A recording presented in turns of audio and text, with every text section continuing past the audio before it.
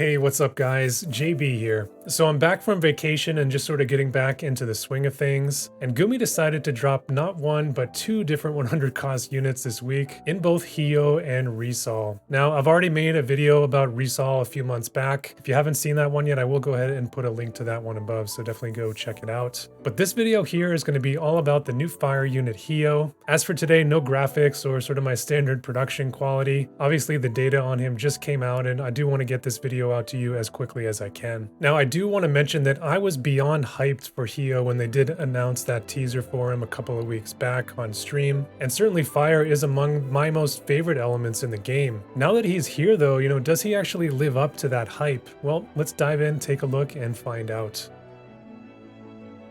So Hyoh is going to be joining War of the Visions as a new 100 cost fire unit. He has a base 3-1 movement and he can wear armor and helms. Now, taking a look at his TMR, I do actually like this one, kind of a fire and ice version of Elena's TMR. It does have a nice buffing radius on there that is pretty forgiving for auto play. As much as I do like it, I think it's definitely going to be for more niche kind of counterplay type builds. It does require the unit being able to wear helms as well, which does kind of limit the units that is able to use it. All right, so moving on and taking a look at the stats here, it's really not going to be all that great of a story, sad to say. I wouldn't go so far as to say that it's bad, but for a 100 cost unit, I do think it's just a little bit concerning what we have here. Now Hyoh, he's going to be pretty much average statistically almost everywhere except when it comes to his attack value, which at a base 410, that is admittedly, very, very nice. His HP and Dex, though, are both sitting smack at the UR average. It's his luck, though, that's really falling off, which is coming in 9 below the UR average at an innate value of just 228. His agility really isn't all that good either, and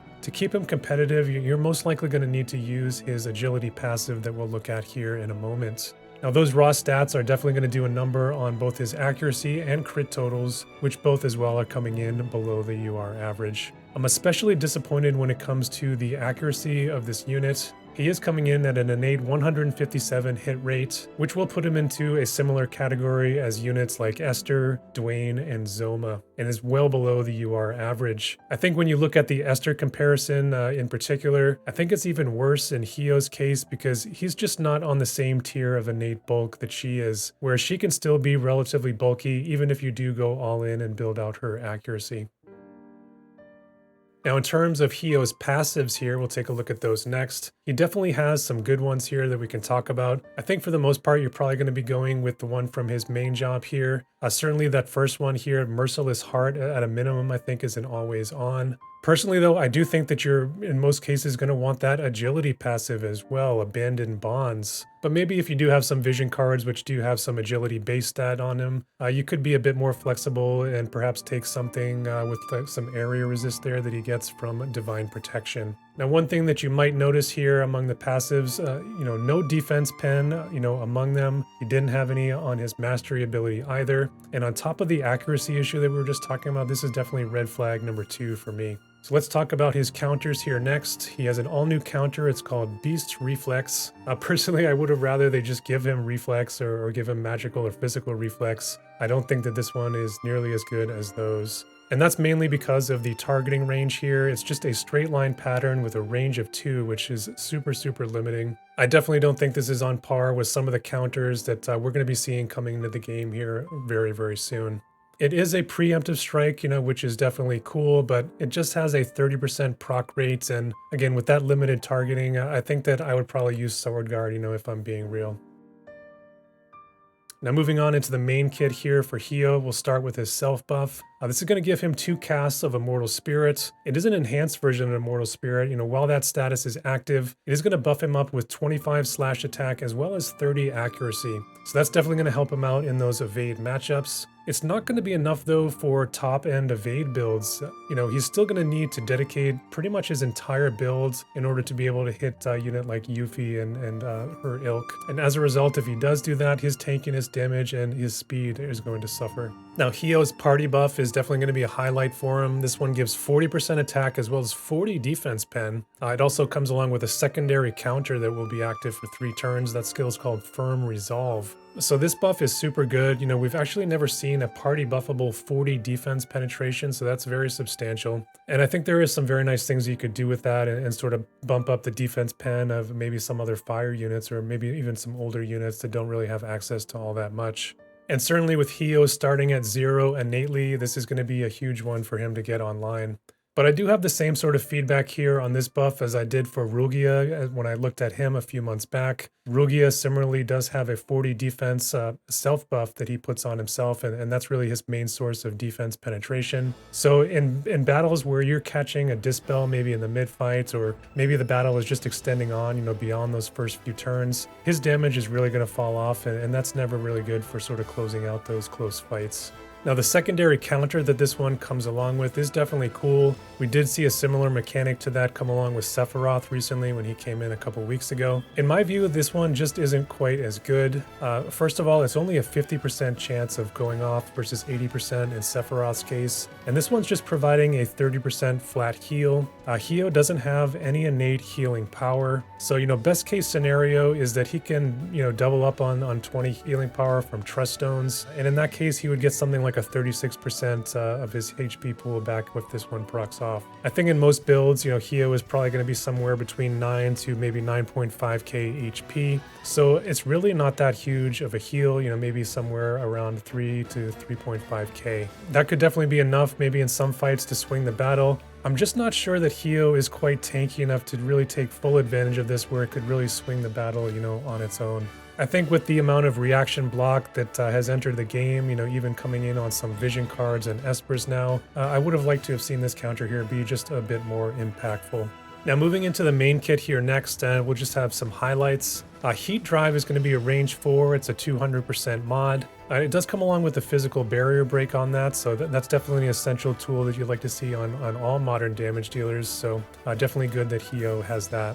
Next one, we're going to look at Burning Drive. It's a big diamond AoE. It's going to seal counters, break defense by 25, and it cuts healing power there by 40. A very nice skill here. I really wish that the healing debuff here was maybe just a little bit better, maybe at like a 50 or 60. You know, sometimes in those matchups against units like Velis or Resnick, their healing power innately is so good that they can sometimes overcome that 40 healing power debuff. Now the other thing with this skill is that it's nearly identical to Setia's thermal exposure skill, so there's definitely some redundancy here with this skill to that one, you know, within the element already, so definitely not ideal. Now red flag number 3 for me here with Hyoh is that as you sort of scan through the AP costs of all these skills, all of them are really expensive. You know, a lot of them are high 20s, even into the mid 30s. And Hyoh, as we've seen, he doesn't have any AP consumption decrease anywhere in his kit. He also doesn't have any AP restore. So I can definitely see him running into some AP issues, you know, unless you specifically account for that in your builds.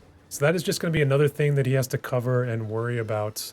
His Job 25 ability, Unknown Trader, it does give him a little bit of help there. It does have a 15 AP restore if you're able to KO somebody with that skill, and it can proc up to twice, so he can potentially get 30 AP back if he does get 2 killing blows. So that will definitely help him out just a bit in this area. The problem with this skill here, though, is that it is a pretty short range. You know, he may be limited on AP by the time that he actually gets into a place where he can really use it. Overall, though, I do like the Job 25 ability. You know, it does have some very nice utility here. It's got a nice modifier. It is one of the multi-select target skills as well, so it's an area of effect, you know, single target attack in essence. And it does have that haste and re-raise dispel there on top of it, so definitely a very good overall skill. All right, moving on into the sub jobs now. I'm not going to talk too much on them, but his main job sub, it's okay. It's going to come with 2 more area of effect attacks, one that slows and then one that debuffs both the agility and crit evasion of the targets. So both of these, I think, you know, they do have some merit for guild raid play. The other sub jobs, I think, are going to be red flag number 4 for me. 2 of the oldest sub jobs in the game in Lancer and Knight, and 2 jobs that really have never been all that amazing, even, you know, post job updates that they went through, you know, over the past months. I can't really see myself ever using Knight. It doesn't get the best skill from that job, which is Trinity Break. In lieu of that, it does get AP Break, which it does have some redundancy with the Lancer job, which does come along with Mana Strike for him. The silver lining with Knight, though, is that it does have very nice passives with that Divine Protection as well as that slash res pen buff, so, we will take it for that. So that's going to leave us with Lancer. This is probably what I would be using on him in most cases, mainly for access to Vacuum Slash, which is a 200% mod guaranteed hit. So that is definitely nice. The tough part about it, though, is going to be the targeting pattern. Again, it's going to be pretty limiting there at just a range of 3, and it is in just that straight line. So it can make it, a little bit difficult to use in some scenarios. Now, finally, I'm going to touch on the Limit Burst here. Again, it's very expensive for him, 49 AP rather than the more common 43 that we see on many other Limit Bursts. It is going to raise his slash res penetration by 40% for 3 turns, which, is something that he really doesn't need. He has access to up to 80% already within his passives.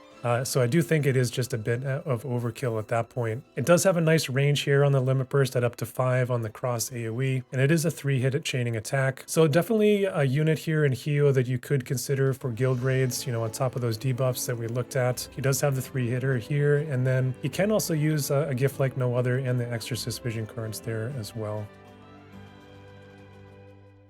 So let's take a quick look at the weapon that's coming along with Hyoh next, and that is going to be Ultima Bringer. Again, I'm not a huge fan of this item. The accuracy and crit versions on this, they don't really give enough in the base stats that I would be compelled to actually craft one of them. So I think I'd probably go for the Assault version here. For the passives that are on it, we have an unconditional 15 slash attack, so pretty standard there. The conditional effects, though, are kind of a mixed bag for me. 10 initial AP, that's definitely helpful. AP was definitely one of the red flag areas for Hyoh, so that's good. The Ice Killer, though, of 20 is super whatever. I would have liked to see maybe 20 defense pen here, maybe even 30 fire attack. Even crit rate or crit damage like we saw on Sephiroth's sword, I think would have been a lot better. As it stands, it's just giving, 20 more mod when you're facing ice units, which I think is pretty niche. I don't think that Hyoh was going to be sweating his damage all that much when it comes to facing ice units, so I think it's almost a wasted passive, at least in Hyoh's case. I do have to give them props for the sprite, though. That looks amazing, and I'll probably be using that on many of my greatsword units.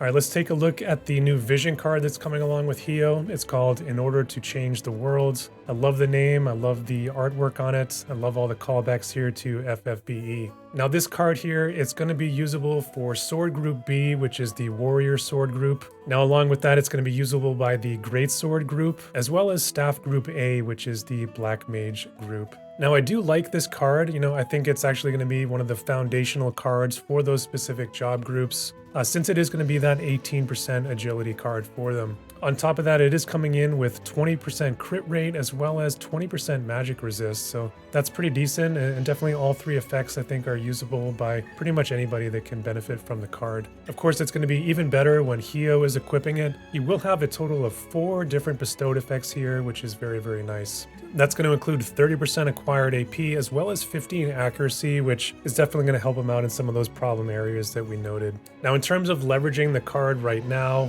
all 3 of the job groups I think are still kind of waiting for a couple of key cards to come in. So I think, for now, you're probably going to want to try to fit this in for units that can leverage a dual Esper card to kind of link them together. So I can definitely see some synergies here with fire teams, maybe with either lightning or wind, through the use of either Dark Tetra or Dark Ifrit. I think it could be a pretty good card for ice groups as well, especially once Freyavia and Ravius there get their 140 upgrades. Now this card is going to be entering our permanent pool, so I think unless you're going specifically for Hyoh, or maybe you're interested in tinkering around with one of these specific job pairings, I don't think otherwise you're going to get huge value out of it, right now, and you could certainly pass on it and maybe pick it up later. So what is my verdict going to be here today for Hyoh? Well, let's start with the positives. 1, he's going to be a good potential counter against highly slash resistant foes with his very high slash res pen and strong innate attack value, which he's able to deliver into large area of effect damage. 2, he's got decent survivability, with a package of Immortal Spirit, access to moderate area resist, a special healing counter ability, so he is able to bruise, just a little bit. 3, he does bring a bit of utility to the team as well. He can seal counters, he can break defense, He can decrease healing power and then dispel haste and re-raise there as well. He does also have that really nice party buff that can give up to 40 defense pen to himself and his allies, which is the first of its kind. 4. Hyoh is going to be in consideration for guild raid teams out there as well, with his 3-hit limit burst, chaining VC access, a slowing attack, and breaks to both defense and agility.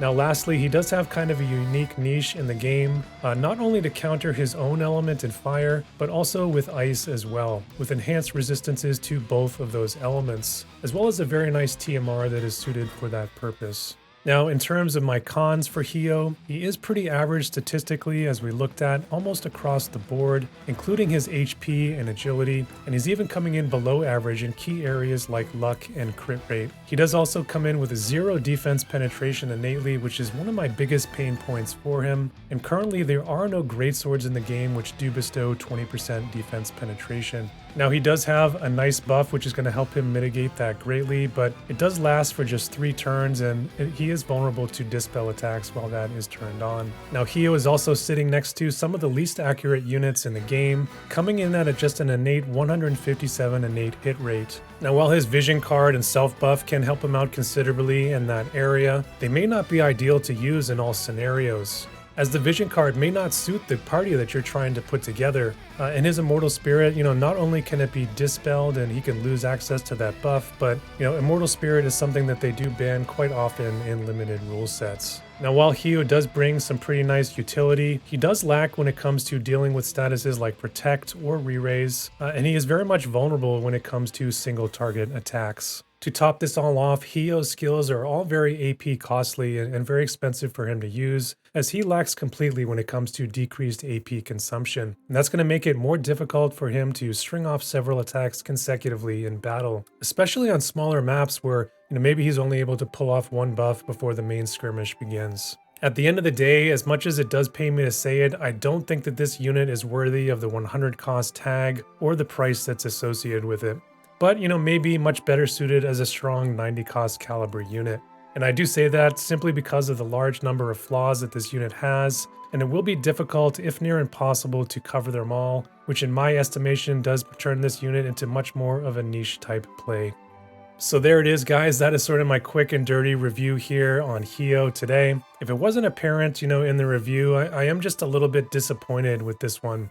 I really think that the Gumi global, unit design crew has really kind of fallen off with their quality of their recent releases. So that is really, really unfortunate. I think the silver lining here, though, with Hyoh is that he is a permanent pool unit, which I do think is a good thing for the game, where, recently we are just barraged with a lot of limited time and very costly units. Personally, for me, it has been a pretty long time since I've skipped out on a unit, but that is exactly what I'm going to do here today with Hyoh. But I will be very, very happy when I do pick him up, inevitably down the road on an off banner or maybe even on a select ticket. Sorry if my review today did kill some of the hype for you guys out there that you may have had for Hyoh. Believe me, I was super hyped for him too. But when I do my reviews, I do have to go by the numbers and the abilities that are on the page, and I do have to keep it real. So, let me know what you guys think about Hyoh in the comments down below. Let me know if you're seeing something that I missed. And while you're down there, if you did enjoy the video, hit that like button for me. After that, hit that subscribe button if you want to see more. And that's really all that I have to say for today. So as always, stay safe out there, and I'll see you guys in the next one.